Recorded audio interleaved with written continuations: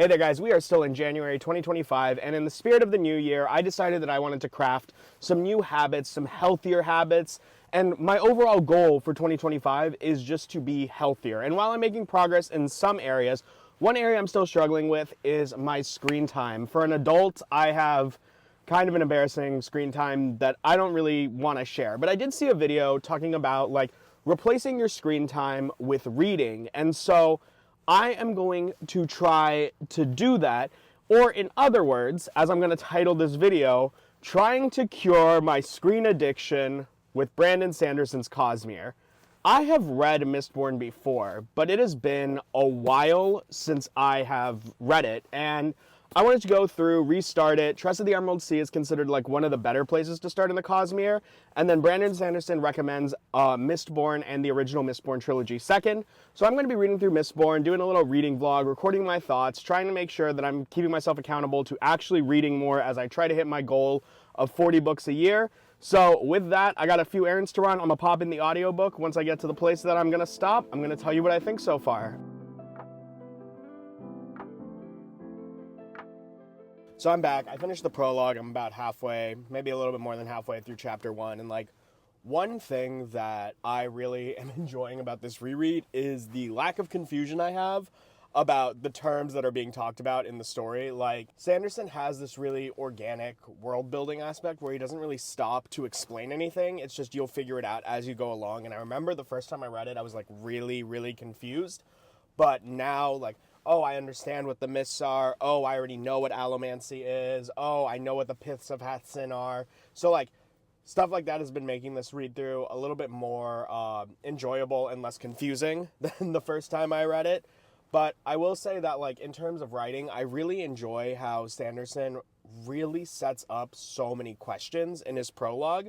Granted, I know the answers to them now, but like if you were reading them for the first time, it's compelling enough that it's like it's not frustrating with the amount of questions you have, but it is like it does work to like entice you to keep reading. So that's pretty great. Also, Kelsier just as a character is fantastic. He is one of my favorite characters, and getting to read him again is awesome. I really love this confidence that he brings to a situation, this like troublemaker attitude. He has this very like anti-hero, rebellious, for the people type vibe where it's clearly motivated by something else, and he's masking it in this like form of nobility, or he's masking it in this form of like wanting to do something for the greater good. But there's more there, and I'm really enjoying that. And of course, there's Vin, who we'll talk about more as I get deeper into this like read through, but Vin is one of those characters that I think is like very well written. And even from her introduction and the way that she like will use luck, but she doesn't really understand how luck plays a role, or the way that she's dealing with these hard lessons that her brother taught her, Reen, in this really awful situation, but still finds that better than the idea of working for a master. It really, like yes, she's in this criminal crew and there's operations there, but she prefers that to, for example, being like a plantation ska, like the ones that Kelsier released in the prologue. All of that just really serves to characterize her from the jump really well.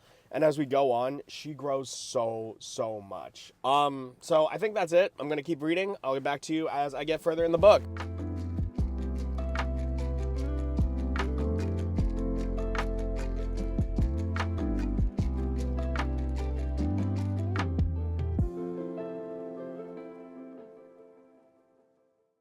So I have a couple like favorite things that already pop out to me as I'm reading. One is I love that this is a story that is essentially what if a Dark Lord won. And the reason I'm saying that is because we get these little preludes at the start of every chapter. These little quotes that talk about a world of Mistborn before the events of Mistborn, and how it is so, you know, described as beautiful, like snow-capped mountains, hills, valleys, all of these things. And yet now when we talk about it, all we ever talk about is the fact that it is covered in ash and it's hot and people are dying of like being overworked in the heat. And the other thing that I love about this book is its premise. The idea of a high fantasy heist is phenomenal. And I think that the power system Sanderson builds into it is just perfect for it. Like a power system that involves the manipulation of emotions, pushing, pulling, everything related to metal. I think it's just a really strong concept. Like, and in a society like the one that Brandon Sanderson presents, it makes sense that there would be multiple thieving crews. And like, we know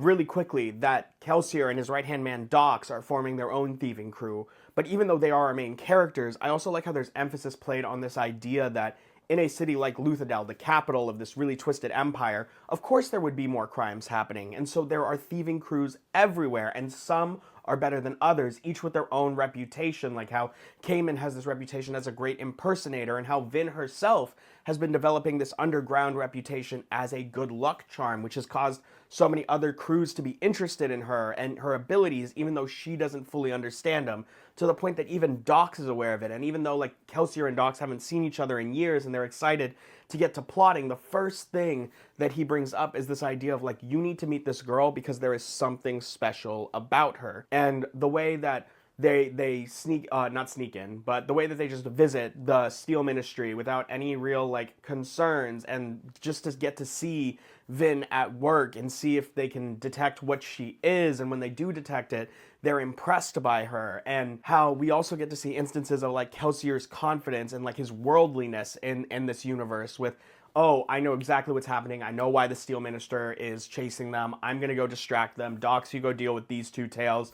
Like, they know so much about the world, and it's a really unique dynamic where Vin knows nothing about the world, really. She knows a lot about, like, living in the slums, but she doesn't know that much, whereas Kelsier is just so worldly and so interested in, like, keeping track of Vin and his feelings of, like, hatred towards Cayman and the way that he treats Vin. And the last thing I really wanted to talk about, because I know I'm rambling here, is the lore and how it is introduced into this series so far, where that explanation between Vin and Kelsier in her "you're a wizard, Harry" moment was really authentic. Just like the understanding of how there's like Mistings who have one elemental metal, or there's Mistborns that have access to all the elemental metals, and they just, it flows really well. It feels very authentic, but it's also really well written and simple. And so I'm really excited to get to reading more, but I'm gonna go make some food first.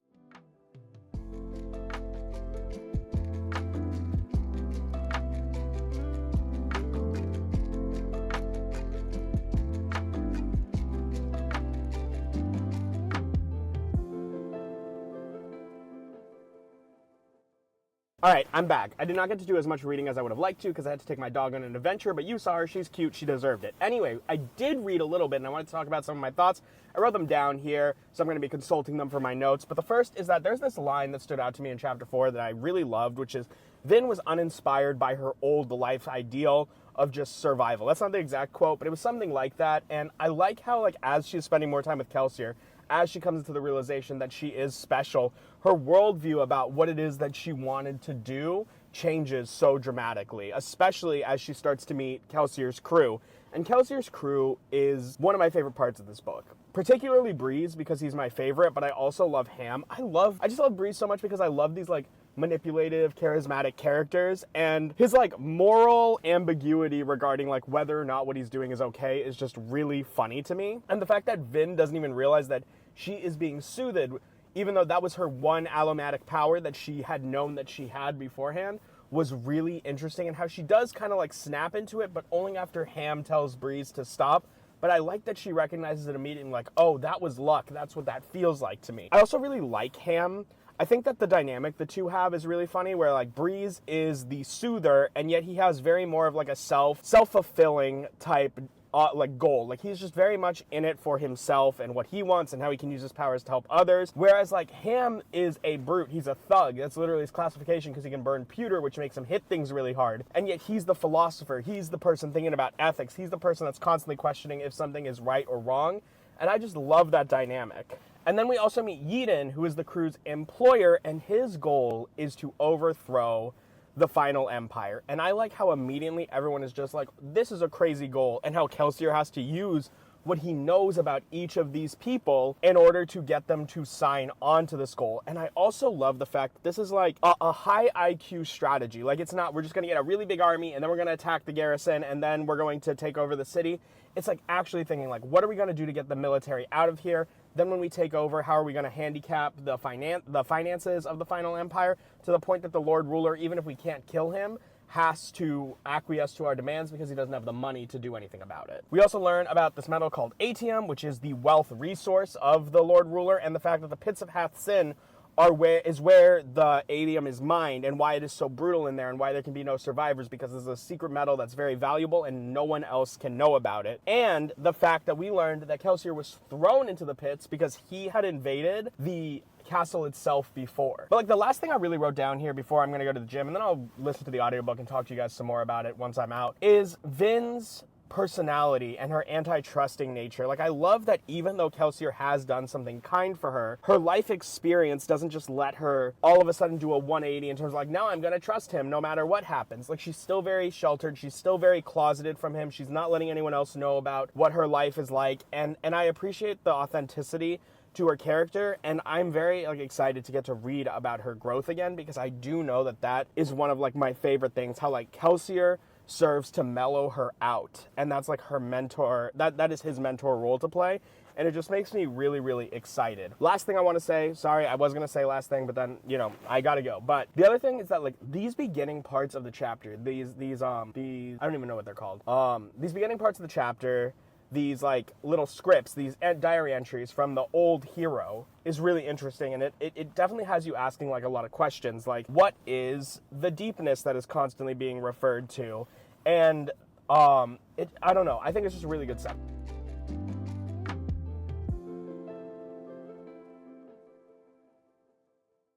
So I didn't record after I got back from the gym. I ended up just like going and continued reading until I finished part 1. But now that I finished part 1, I do have some thoughts. So the first thing I really wanted to point out was the power system and how we got to see it in action, because I think it's really cool. Because in chapter 5, Kelsier goes to like break into Straff Venture's house, which honestly, the Venture name pops up a lot more times in this book before we actually meet the important ones than I thought. But actually getting to see Kelsier fight and use allomancy and how it looks in combat was really cool, and I've always admired Brandon Sanderson's way of like making any type of power system he creates look so effortlessly cool. We also do get a little bit of a lore drop about like how the great houses defend themselves, like the Hayes killers, and how they all have Mistborn, or some of them have Mistborn, but most of them have Mistings, and they have like crews to stop intruders. So that was cool, especially because it's like really tying this idea that allomancy is tied to nobility, and that is all that exists. Also, Kelsier has a very radicalized view of this liberation in terms of like, if you support the nobles or if you are a noble, you have to die, no exceptions. And I like how this gets challenged later by other characters, particularly his brother, who has a way more like nuanced view of the situation in terms of like, some of them are here to help us, sometimes we can use them, they don't all need to die, we're not sending a good message if we do that. And I kind of appreciate that like diversity of view. Vin's trauma is also heartbreaking. Like, we constantly see her sneaking around, being suspicious, like the fact that she won't even take a bath or take food initially because she's unsure about like what that means in terms of like the deal that she's agreeing to, and the fact that it's like Kelsier and Ham and Breeze, they all have to work so hard to try to like remind her like, you're part of this team now, you're allowed to do what we all do. And I really feel for her. Like, there's a part where she's talking about how like, oh, how did you escape your brother? Did he beat you? When he's talking to like Kelsier, and like she cannot even fathom the idea that Kelsier and his brother, like while they don't have the best relationship in the world, there was like never any violence attached to it. That is just heartbreaking. The fact that Reen treated her so badly that she believed that there is no such thing as a healthy sibling relationship. Oh, I wanna, God, this kid needs a hug. We also get this like mention again of the deepness. The deepness keeps coming around, and we learn that the Lord Ruler is the one who fought the deepness, and how like the ash and the mist are seen as punishment. And I've not read past book 1, so I'm really interested in like how this lore is going to develop throughout hopefully this trilogy will get answers. I would hate that if I had to read like different types of eras to get answers to this era. I hope by the end of era 1 we'll get these answers, so fingers crossed for that. Also, there's just really good characterization so far. Like, of course, Breeze is my favorite. There's this one line where, let me find it. It's on page 128 here. God, where is it? Because it made me laugh when I was reading it so much to the point that I had to point it out. Okay, so the line is, you always like it better when someone else does the work for you, Breeze. Ham noted. My dear friend, Breeze replied, the entire point of life is to find a way to get others to do your work for you. Don't you know anything about basic economics? I don't know why. I just found that hilarious. I love Breeze as a character, and I love this like idea of this work smarter, not harder aspect he takes to all parts of life, and it is just, it's so amusing every time it pops up. Less amusing, though, is Yeadon and the panic that he is constantly going through. I think at one point, like, Kelsier writes on the board, like, one of the problems we need to deal with is Yeadon's bad attitude. And, like, his panic when he realizes that everybody already knows about his secret operations in the cave and how they're just not seen as a big enough threat is, like, you just really see this whole man's world just falling apart in these casual discussions that the crew is having. But about the plan, one thing that I do like is that this is not a very simple novel in terms of, like, okay, we're just going to gather an army, go fight the big bad, and then we're going to win the fight. Look, there is so much trickery going on here. And of course it makes sense because it's a heist book. It's about thievery. It's about trickery. And this idea of, like, engineering a house war in order to disrupt the peace in Luthadel rather than just invade with an army is really smart, and I like how there's so many layers to this plan. It makes it feel way more realistic when it comes to overthrowing a government than my army is just going to hit your army really hard. Also brings up a couple questions. Now, if I'm correct, Lord Renew is a Khandra, and I think that we meet a Khandra in Tress of the Emerald Sea as well. Please tell me if I'm wrong, but I think that's what it is. I guess I'll find out later as I read the book before you can tell me when I'm wrong, but regardless, I do think that it has something to do with the fact that he's a Khandra. That's what I remember from my first read-through of this. We also get the first mention of Rashik in this part and his hatred for the Keliminium people. I don't know if I'm saying that right, but I remember that being important. I'll figure it out. Don't worry about it. There's also this thing, speaking about Marsh, I guess this is kind of like a jump back, and I don't know how this is going to look when everything is cut together, but the idea that, like, Marsh cared for Mare, who is Kelsier's wife, and this idea of, like, betrayal. Like, even Vin hints at this idea of, like, betrayal, and did Mare betray Kelsier, and what was the relationship Mare had to the two brothers, Kelsier and Marsh? It's really intriguing. It makes you ask a lot of questions, and from what I remember, I don't think that this was an actual betrayal. I think that, like, just like how the Inquisitors were able to sense Vin's luck, I think they were also able to sense Mare using burning tin, and that gave away their location. We also get to meet Sazed, who's, like, my second favorite character in the entire book, and I love Sazed. I hope I continue to love Sazed as I go on. Like I said, I've only ever read Mistborn once, so I hope that, like, as it goes through the era, he's still great, but he is so funny in, like, that way that he is not, like, necessarily intending to be funny. He even makes a comment on it, it's like, oh no, we're just subtle. But this whole, like, she's standing over Vin, and then he's like, can you not stand right behind me? And then he takes 2 steps back, and he's like, well, I'm not behind you anymore. Like, that's hilarious. And I think that Vin and Sazed have my second favorite relationship in the book. Obviously, Kelsier and Vin is my favorite in the book, but the way that Sazed kind of raises Vin into this idea of nobility is to be able to, like, the way that Sazed raises Vin so that she is able to sneak into the nobility parties and learn more information is really good, and I love the way that dynamic evolves throughout the book. And this idea of religion that gets brought up, and the idea of, like, finding your own religion, and how the right religion can feel so liberating, but the wrong religion can feel like it is a noose around your neck, and that feels like, from what I recall, is going to be, like, a central issue throughout the entire book, and I'm excited to see how that is explored. I also love this last, like, near the end of part 1, Vin recognizes that she leaves food behind, and this idea that she's just, like, she's lived with such a poverty mindset for so long, and then just hanging around Kelsier and forming this plan, and this idea of, like, growing out of just the standard issue that scars have been dealt in life. She is starting to realize it's just, like, this is the way that people should live, and in a way, it kind of shocks her, and I like how she's constantly dealing with this idea where she's just like, I'm not a noblewoman, but I'm not exactly, like, 100% a Ska either, and now she's in this in-between, and I remember that character exploration being very interesting to explore. And with that, I'm going to keep reading, but only after I play with my pup.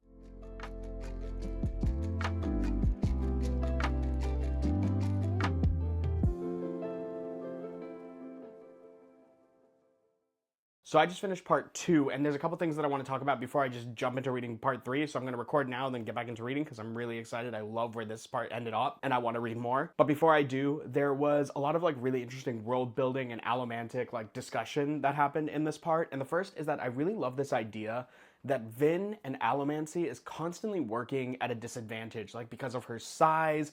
The way that she has to fight with allomancy is, like, it restricts her and a lot of her abilities. Like, yeah, she's pretty good at the emotional manipulation side, but the physical altercations, the pewter, the steel pushing, the iron pulling, steel pushing, iron pulling, all of that stuff is, like, works against her due to the fact that she's smaller than most of the opponents that she'll have to fight against. Like, also, speaking of allomancy, Breeze, again, shout out, because he was awesome. There's this section where, like, because Kelsier can't train Vin in every element, she's going to start going to, like, all of the different members of the group who are mistings, who are, like, experts in that element to learn how to do more. And just seeing the way that Breeze was able to manipulate the crowd that Kelsier is gathering to hear about, to enlist in the revolution, was really excellent. This idea of how like flaring or soothing certain emotions to get this desired results is just manipulation, and how everyone manipulates to get what they want, but they're just a little bit better at it than other people. It really enters this like interesting moral dilemma, but also really shows how powerful a non-direct confrontational power can be in this world. I also really liked how even with Breeze and all his allomancers, his mistings, helping like manipulate the emotions, and even though the mission is something worth fighting for, progress is still slow. It feels really realistic that these people that have been beaten down for centuries would be like sluggish? No, not sluggish. What is that word? Apprehensive. That's the word I was looking for. That they would be apprehensive of joining the mission, even though it is a good one that would benefit their lives in the long run if successful. But allomancy isn't the only power in this universe. In fact, another power unique to the Terracemen is referenced in the preludes and also mentioned again in this part, specifically under the word of Metal Mind, which I gotta be honest with you, I don't really remember what that is, but I do kind of remember how it works, I guess. I just don't remember what the difference is between like Furochemy and Metal Mind, unless they're just like interchangeable terms. I guess I'll find out in a second. But like, I like how Sazed is using that ability to like because he's a keeper, he has to keep all of this knowledge, and how he's using it to like memorize all these different types of religions to help people like find new pathways once hopefully the successful combat against the Lord Ruler is waged. And speaking of Sazed, there is just this authenticity of his relationship with Vin that I love so much. Even like from just being her attendant to the ball to like saving her life at the end of this part, like they really just have a great bond, and I hope that as the book continues and the series continues, that also continues to grow and that it never really changes. I love this parental type bond that the two have, and I just want to see more of it. And Vin actually has a lot of really good character relationship moments. The first is with Kelsier, this like her wanting to be very loyal to Kelsier and wanting to be around him and not wanting to be a burden. It's really cute in some ways, but it's also sad that she feels she has to constantly prove herself because otherwise she sees herself as a weight on this team. And like, there's also a part in this book where what is his name? Cayman's crew. My God, I struggle so much. I even write it down. I always want to say Caden, but it's Cayman's crew. Gets hit. The Inquisitor comes and just murders her entire old crew. And the fact that Vin is just like walking through it and she is feeling emotions, but she's discarding that as a weakness, being like, these people were terrible to me, but I still feel upset about them, and how she's trying to put on this mask. Like even when Kelsier asks, are you doing okay? And she's just like, why wouldn't I be? None of these people were my friends. And even Kelsier's like, okay, that's a little cold, which is crazy from him because he has no issue killing a bunch of people so long as they're noble. But like, it really does explore a lot of Vin's psychology. And the last thing about Vin is that like, she goes to this ball, right? That's like her main event. Her target is to infiltrate. Her job is to infiltrate, not her target, what am I talking about? Her job is to infiltrate this, the Venture Ball and learn some more information. And I like that, like, she's just very inquisitive. Like, she starts looking at the stained glass portraits of the Well of Ascension and all the myth around the Lord Ruler, and she's immediately like, you know, some of this stuff isn't adding up, and I'm wondering what's true, what's not. And I love that that is a part of her character, that she's not just some, like, resistance fighter because she's, you know, loyal to Kelsier or whatever it is. It's just, she's also like, something is weird here, and this is clearly at some level of fabrication. Also, mention of the deepness again, but we don't really get more information, so I don't know what I'm going to really say here, but it is interesting that this idea that there was this deepness that the Lord Ruler has to fight, and somehow that was used as his weight to bring him to ascension, and that Vin even thinks, like, did the Lord Ruler maybe manufacture the deepness, so in order to, like, elevate his claim to Emperor? It was just really interesting philosophy. Vin also meets her father at the ball, and while it's kind of glossed over, I felt that was intense, and I'm certain this comes back. I just don't remember how, but the relationship between Vin and her father definitely comes back in the end. But the last relationship that she has is with Elend, and I love Elend Venture. I remember loving him the first time I read this book, and I'm excited to get to reread him because he is so unique in terms of like a noble. Like, his worldview is so unique for a noble, to the point that like he even makes a mockery of his own family the first time Vin meets him. And his influence on Vin to really get like what she calls the real Vin out of her is really sweet. And I really do remember that this is a dynamic that I enjoyed reading. So I'm hoping I'll have that same effect this time around. Regarding Vin and Kelsier, though, Kelsier actually has this really good line at the start of part 2, where it's Kelsier peeked into the kitchen, watching Vin sit sullenly in her chair. The haircut was really good. However, his compliment had an ulterior motive. He suspected that Vin had spent far too much of her life being told she was worthless. Perhaps if she had a bit more self-confidence, she wouldn't try to hide it so much. And I love that about Kelsier. Kelsier is very good at understanding what his team needs, but the special attention that he puts into Vin and wanting to build her up and wanting to make her feel good and understand that she has worth to this operation, even though that's not even like necessarily like needed for the success of the operation. I mean, I guess it could be, but it's not his primary motivation. Like, he just wants to make Vin feel better, and I really appreciate that because Vin goes through a lot. Her trauma is really bad, and the fact that she even has someone like Kelsier here trying to like fan her flame is really needed, and I love that it builds into the relationship and the loyalty the two have towards each other. Also, Kelsier, you are making up the 11th metal, which is bad because that is like fanning this flame of hope, to use the same analogy. And you know that there is no hope behind it because you made up the rumor, which is, I imagine, going to, if I remember correctly, this ends badly, but we'll see when I read. Kelsier and Sazed actually have a pretty good dynamic too. I like that Sazed seems to be one of these few people that really understands who Kelsier is and the actual philosophies behind what Kelsier is doing. Like, even Vin ends part one by asking Sazed, is Kelsier a good man? And Sazed says Kelsier is one of the best men I know. And the two really do seem to have a bond of understanding, and this lookout that they both have for Vin and her success is really wholesome, actually. It's one of the better, more good-feeling parts of this book. And, like, Kelsier is not the only one that feels this way, but when he puts himself, like, when he gets really down on himself, when he starts really beating himself up about what he allowed to happen to Vin at the end of this book, which was horrifying, I like how the entire crew is not, like, willing to let that go, because just like Kelsier, they have all started to treat Vin as, like, their daughter. She is part of their team, and it is their job to keep him safe. And I love that Vin has that kind of family, but it scares me because there's no way that this family stays intact the entire time. You know what I mean? Another part of this book that really got me thinking is, so I've said the word philosophy a couple times in this section, and it's because philosophy is actually a really big part of this book. And like on my version, there's this like part where Ham and Breeze are actually talking about their fight against the Lord Ruler, and Ham says something like this. Anyway, Ham said, God is the creator of all things, right? He's the force that dictates the laws of the universe, and therefore the ultimate source of ethics. He is absolute morality. Vin blinked. You see the dilemma?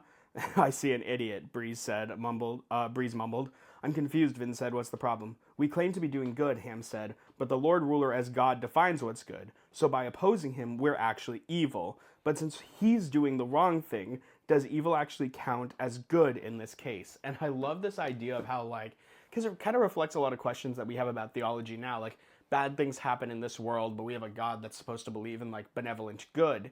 And so how do we justify or how do we rationalize that thing? And I kind of like how that appears in this book.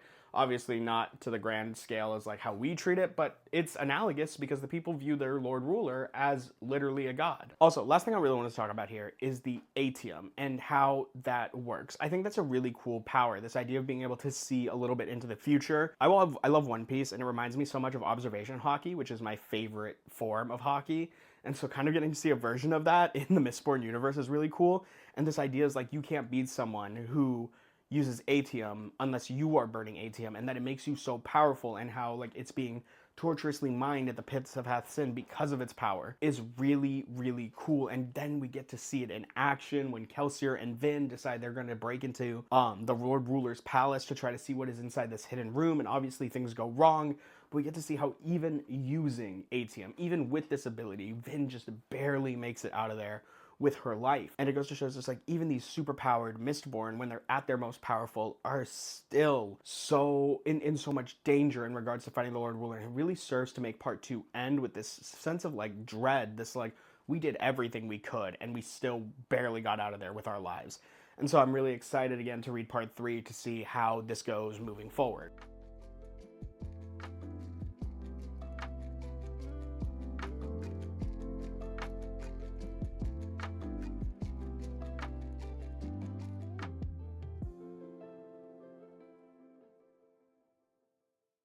So it's been a while since I've been able to sit down and read, but I'm about like halfway through part 3, and this has been a really good part for Vin in particular. But there are some moments that I was like, ooh, that made me feel bad. Like, Vin really gets beat up at the end of part 2, and then she describes the pain that she's feeling to the beatings that Reen gave her. And I need to know if Reen is alive. I don't remember if we ever meet him in this book, but if he is alive, I hope Vin punches him in the face. I hope, like, he nearly dies. I hate him, just off reputation alone. This part also had some really cool world building. Multiple examples. So it's like Spook's accent, showing how, like, there are people in different parts of the world that talk differently. And then there was when Vin goes to the Venture Ball and she sees all of the imagery of the Lord Ruler and all of the stories that he told about, like, how he saved the world and how, like, it's become mythologized and studied.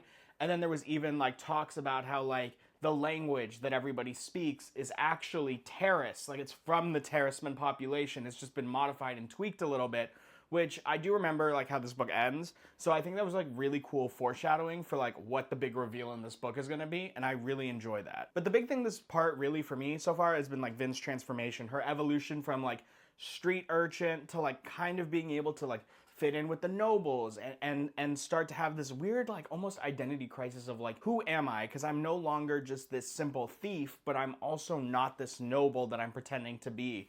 But I see that there are good people, specifically Ellen, in the nobility, but I also understand that these people treat the lower class so poorly, and how am I going to deal with that? And just having her struggle with the fact that, like, she knows that the noble people for the most part are just awful, but she is enjoying living this noble lifestyle and really having to reckon with that. And Kelsier is also someone who grows, or we learn a lot more about Kelsier, I guess, in this part, particularly, like, his backstory with Mare, and I thought that conversation that he has with Vin about how, like, is it crazy to still love somebody who you believe betrayed you, and how he doesn't even want to accept that Mare is the person who turned him into the Lord Ruler, or who gave him away. And I thought that was really beautiful, I guess. The fact, like, he says, like, even Vin's trying to understand, like, why do you still love her? And he's just like, you can't really just, like, control that. I can't just turn that part off of my brain. And, like, even that moment where Kelsier is like, oh, well, you know, me and Mare, we always wanted a child, and how it's almost like a declaration that Kelsier is viewing Vin like his daughter, and that was really sweet.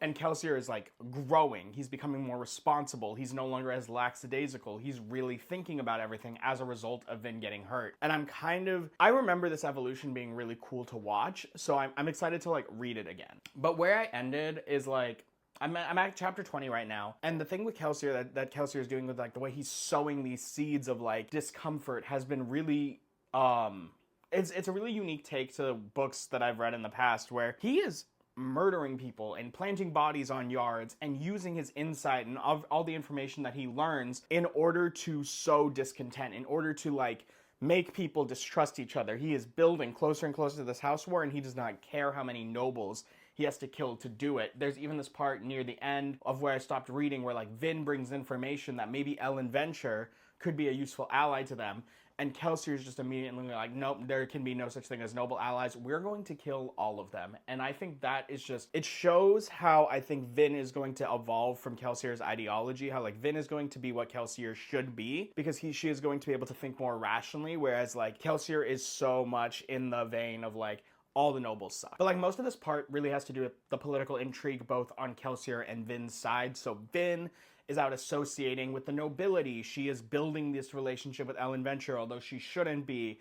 And she is using, like, deception. Oh no, he's just my guide. Oh no, he's just watching over me. Oh no, Lord Renew and the Ventures have this relationship, but also, like, learning more about the discussions, particularly with, I think it's, like, Sean Ilaria? Is that how you say it? I think it's Sean Ilaria, and how, like, oh, Ellen Venture used to be engaged to this person, and there's a connection here, and the fact that Sean Ilaria has been given the permission to use her soother abilities to try to build more allies because they feel a house war coming, and the fact that Vin was easily able to recognize that is fantastic, because I love that, like, she spent time with Breeze. She's met, like, one of the best soothers in the world. She is not going to get duped again, and I think that's just great growth for her.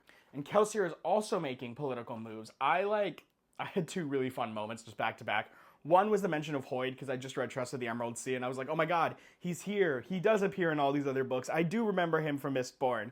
And so, like, that was really fun to read, and how he impersonates this nobleman to get information, and he's using him to check on Lord Renew to see if his cover is still good, but also, like, actively disseminating misinformation, and then quickly changing himself into a beggar where he meets with Straff Venture, which was really, really tense. And the fact that like he knew about the survivor of Hathsin and he believes that he's in the area, and the fact that like he even hints, like Straff even hints at the idea of like him understanding what Khandra are and what they do, that was really surprising. Straff Venture is also Mistborn, or not Mistborn. He's a Misting, I think, but I don't remember what he burns. And Ellen, I don't think burns anything, which is interesting because it's almost like my prediction, if I remember, I haven't read past book 1, but my prediction is that Ellen is going to kind of become the Dox to Vin's Kelsier. Like where Dox doesn't have any Mistborn abilities too, but he's a very reliable person that Kelsier trusts implicitly. And speaking of Kelsier, I guess we got to talk about Marsh too, because Marsh is mentioned like slightly in the fact that he is going to invade the Steel Ministry. And I remember this goes horribly, but it is kind of interesting in the fact that it's just like he has this in, he's going to learn more about the Steel Inquisitors. And the Steel Inquisitors do pose a question because you can't really stop thinking about like why when Kelsier is there are they so dead set on following Vin at the end of part 2. And it really does set up this intrigue about like what makes Vin so special. Why are they targeting her? Was it simply just because this is the weaker target, we're going to get them out? Or does Vin have something special about her that they need to eliminate? But like, I really love this part. I really love the lore. I love the moment with like the flower and the fact that Kelsier is constantly talking to Vin about how the fact that like there was a world before the Lord Ruler and that world was beautiful, and the fact that like Ellen is like slowly showing this interest in like the world, also showing this interest in like the world before the Lord Ruler, and how he has this discussion with Villette, who's, you know, Vin in disguise, about like, well, do you know about the Skaws? Do you think they are intelligent? Do they actually feel like we feel? And the fact that Kelsier immediately thinks, oh, he's playing you. It's this curiosity, but Vin feels so strongly that it's like it's a general empathy. And I don't know. The political intrigue, the relationship building in this book was great in this part, and I'm going to keep reading part 3 to talk more about it. But I needed to record this thought before I forgot everything because my memory is bad. Anyway, let's get to reading.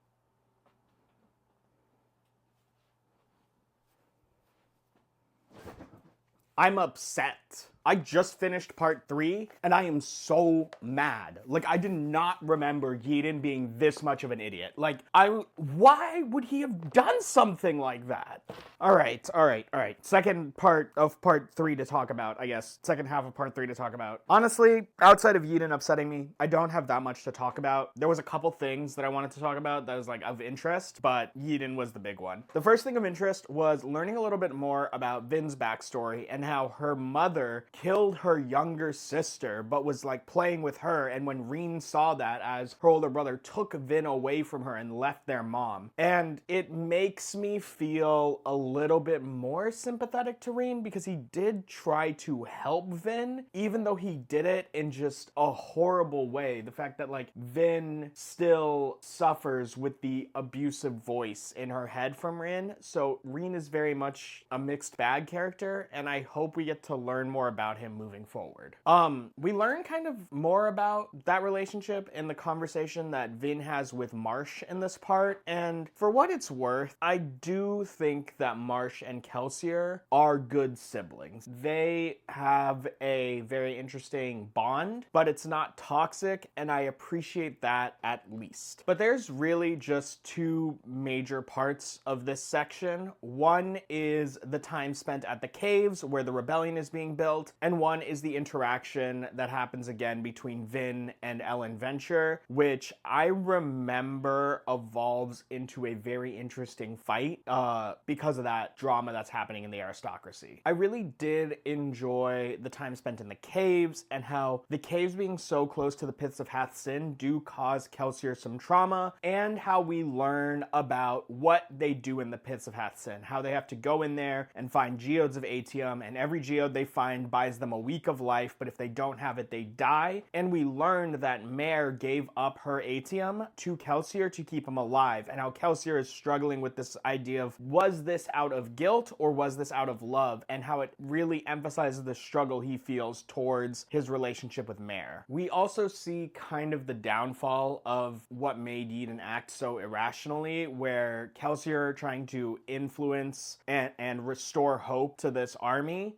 uses his allomancy to trick the people in his army to believe that he has the ability to watch over them and grant them allomatic powers, which makes Eden feel a little bit more overconfident. But I do agree with what Menace says at the end of the book. I do not think that was entirely Kelsier's fault. Eden should understand that even if that was true, Kelsier probably had to be nearby to make that work, and for him to do such an aggressively stupid thing is beyond. Ham also has a little bit of like a Darwinistic moment where they're talking in the caves and Ham is like, well, only the nobility have access to allomancy, and the only reason Ska get access to allomancy is because they have a noble within certain generations of their line. And does that give them an evolutionary advantage? Do they actually have the advantage over us? And Kelsier really having to deal with this fact, even people within his own ranks do think like that. And while Ham moves on from this and still supporting the rebellion, it does bother Kelsier very deeply, this idea of inferiority versus superiority, of Ska versus nobility. And that conversation is touched upon again with Vin and Elend. There's just a lot of like ballroom scenes, but honestly none of them were as important as the conversation between Vin and Elend, where Vin is in love with Elend,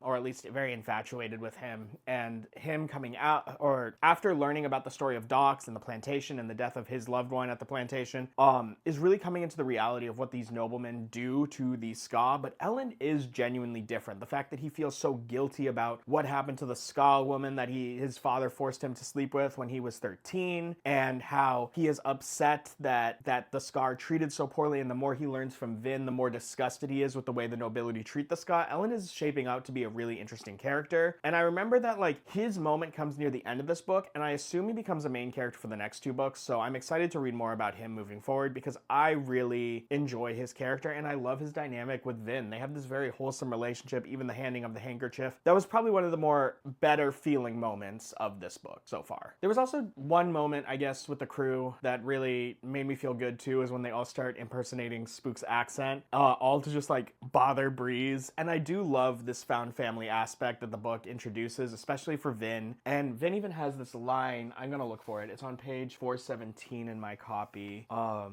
here it is. If only Reen could have known something like this, she thought, idly fingering her earring. Perhaps then things would have been different for him, for us. And I love that this shows that even after everything that she went through with Reen, the fact that Reen still defended her when she was a kid, she still has love for him and wanted more. She wanted a better for him, for both of them. And I think that that is a beautiful sentiment to Vin's character. Overall, though, I am excited to read part 4. I'm just a little bit angry right now, but hopefully as I read part 4, things will go a little bit differently and I won't feel as upset. I know a tragedy is coming because I have read this book before, but hopefully at least I won't be mad. All right, on to part 4.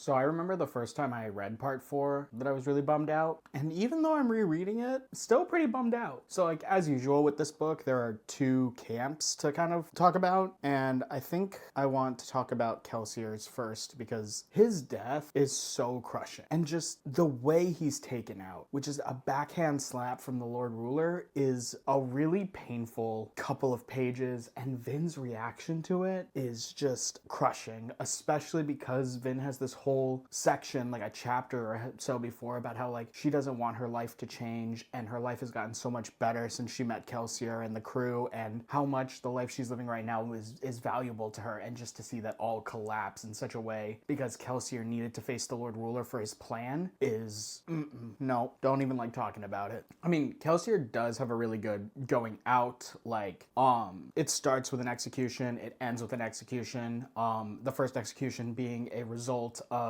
Yeden's failed army attempt, but the second one being because Kelsier, in revenge for Marsh's death, I know he's not actually dead, I remember that part, he's more important in part 5, but just as a reaction of destroying the Piss of Hassan, that was cathartic, but it was still just awful how it ended. Like this part ends on such a downer, and it's not just Kelsier that has a really tough arc. Vin has a really hard Vin has a really hard set of chapters. Like this part was probably one of the best for Vin and Kelsier's relationship. They really do demonstrate demonstrate this like father-daughter bond, and like the way that like they understand what each other needs in that moment, how Vin is able to provide Kelsier with some solace about Mare's betrayal, and Kelsier trying to save Ellen during the raid because Vin loves him. Like, that was really strong, and the bond they have is really great, and I wish there was more of it in this book because having it not exist anymore is terrible. But speaking of Elend, we learn a lot about him. Elend really starts to show his colors as a good person, despite what his family does. We learn that his family is the one that policed the Pits of Hath Sin, which really rough for the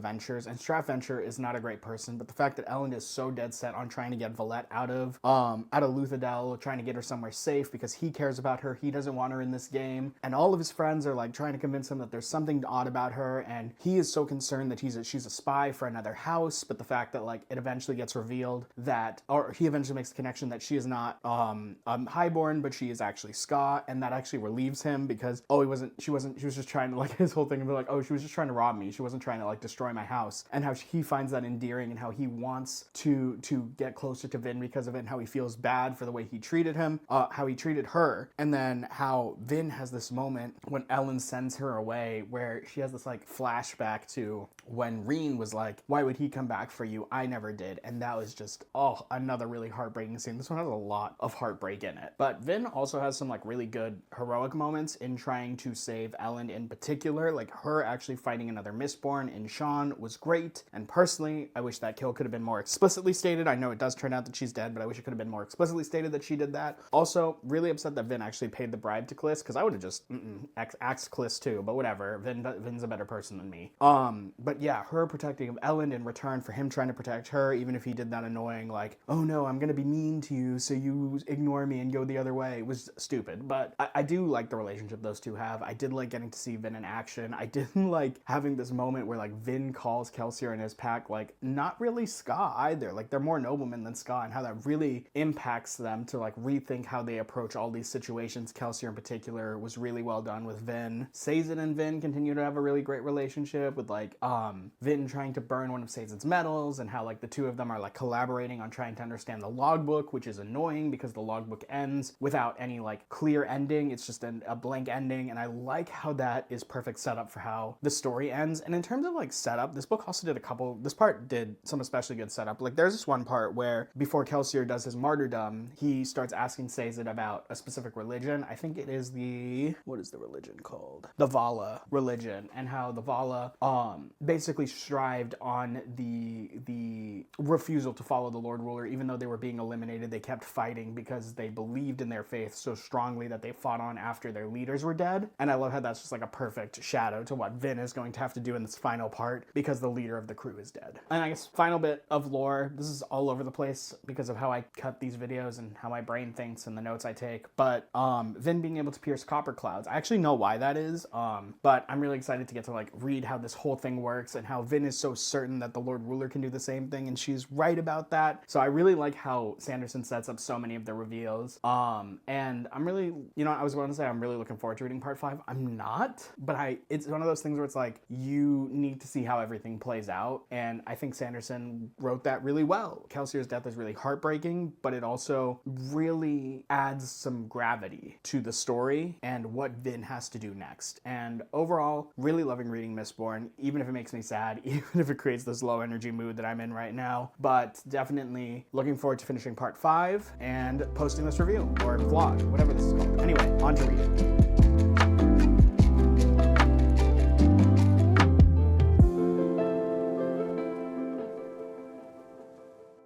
All right, man. End of the book. Part 5. What an ending.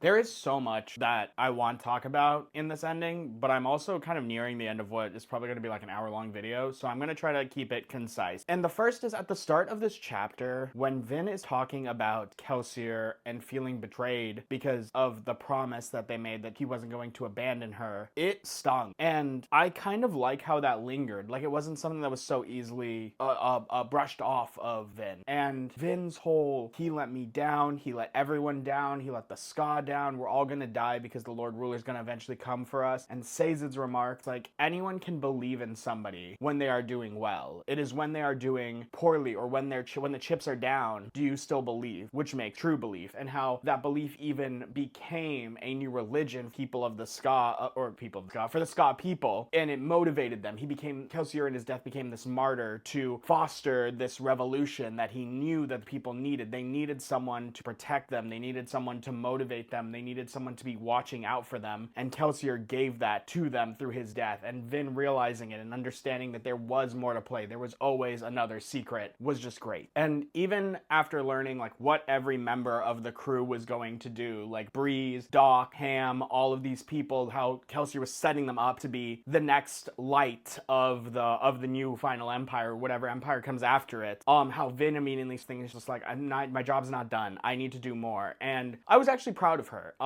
Insane, but I was proud of her because of just how much she grew and how much she committed to the plan, and seeing that play out. I felt really thrilled, I guess. Like the emotion I was feeling, I was like, yes, let's go, Vin. When she goes to Creed and Sean, it has the plan to try to assassinate the Lord Ruler. It was definitely written with this very motivating feel. And then how it crashes down afterwards is like, oh, you know, sometimes we need to think things out a little bit more. And I like how that was played with in this book. But yeah, like I said, Vin gets captured and she gets thrown into the prison, and she learns something very important there, which I forgot actually the first time I read this, which is that Reen is allegedly dead. But more importantly, despite what he said to Vin all her life to try to keep her safe, when push came to shove, he did not sell her out. And I thought that was amazing, and how that really made Vin think about how she viewed her relationship with Reen, and how later when Ellen comes to save her and how when Sazed comes to save her, just shows how she has made so many more relationships since that time with Reen, and how that is translated to actually keeping her alive as opposed to leading to her death like Reen always enforced her. There was even this one line when Ellen came back and Vin just goes and hugs him and says, oh, you came back, no one has ever come back before. And I was just like, oh, what a brutal life lived, but I'm so glad to get to see you at the end of this book, at the end of this initial journey, so much better off, so much like healthier, so much more loved, and I don't know, I feel for her, and I'm just, every time Vin gets a win, I get a win. I thought that the reveal with the Lord Ruler being a Terraceman and an Allomancer, so he can use Feruchemy and Allomancy together to keep himself immortal, and the twist with him actually being Rashik instead of the hero of legends, like, or the hero of ages, like we're led to believe throughout the whole book, and then it's, oh no, it's Rashik, he killed him at the end, and how there was build up through that, through the little preludes to every chapter, and how you could kind of start picking up on the notes. The only thing that I didn't really love was how Vin figured it out. I thought that was a little bit forced, where he's just like, oh, he keeps talking about being better than people, and how she's just like, oh yes, the person in the logbook, and I'm like you haven't heard that from other people, so it's kind of a little bit unbelievable in my opinion, but I still loved the twist as a whole that Rashik was the Lord Ruler. And in his death, well, actually, before I get that, Marsh also coming back in such an impactful way, getting turned into a Steel Inquisitor and then learning the secrets behind them, and then doing what Kelsier did and killing a Steel Inquisitor, although he did it with knowledge, which goes to speak to Kelsier's skill. He did it with knowledge, and it was still a struggle, so it was really cool getting to see both Kelsier and his brother do what they could to protect Vin as she delivered this like final impact to end the final empire. But yeah, the Lord Ruler, he says something at his death. Did I get the chapter? It was, I was your God, even if you couldn't see it. That is a great setup. I don't know what 100% that means, but I imagine it has to do with what he did immediately after he ascended into power. He did something for the world, something that was good. Actually, even Vin brings this up. He says do instead did, and do instead of did, which means like it's something that he was still actively doing. So something is going to happen next. Something that the Lord Ruler was preventing, and him being dead is actually going to lead to them having to face it. But that's still a really interesting premise. Like, did we do the right thing by getting rid of this threat if he was keeping away an even bigger monster? I'm really interested to see how Sanderson explores that. But the way this book ends with Vin and Ellen reuniting and her getting saying goodbye to Sazed, but with this promise that they'll return and they'll meet again, because Sazed and Vin was one of my favorite relationships in this book, and how it ends with confirmation of like Kelsier being a good man, Ellen being a good man, and Vin's final, or not Vin's final line, but like near the line near the end being like a good man. Yeah, I've known a couple of those now. And just that circle that she goes through of like, there is no such thing as a good man too. I have met now more than my fair share of good men, and I believe in the goodness of the world, and going forward I'm going to seek to protect that. I think is just a beautiful way to end this introductory story into the trilogy, and it makes me super excited to. But overall, I really loved Mistborn. I'm probably going to post like a quick little review for it, and then I'm also probably going to post like this article that you guys can can go and read for my full thoughts on it, but I really enjoyed it. I'm excited to read Well of Ascension. I actually have it. I have it right here. I'm probably going to start reading it tonight, so definitely excited. Bought also Hero of Ages because I have a feeling this book won't disappoint, so really excited to read that. But this has been my longest video ever. It has taken about not a couple weeks, I was going to say a couple days to a week to record. I really appreciate it. If you enjoyed this video, if you made it all the way to the end, it would mean a ton if you could like, comment, and subscribe to the channel. Really helping us hit that 1K threshold would mean a lot. And let me know in the comments what you thought about Mistborn when you read it for the first time, because this book, I wish I could have reread it for the first time, but after not reading it for a while and getting to do it, it still gave me a lot of the same emotions and even some more now that I like reading more than I did the first time I picked up Sanderson. So I've been really enjoying it. In the comments, let me know what your favorite, how you feel about Mistborn, and then also let me know who your favorite member of the crew is. You know that outside of the obvious Kelsier and Vin, my favorite is Marsh. My favorite is Bree. And I want to know what your guys' favorite is as well. But yeah, until next time, have a great rest of your day. Peace.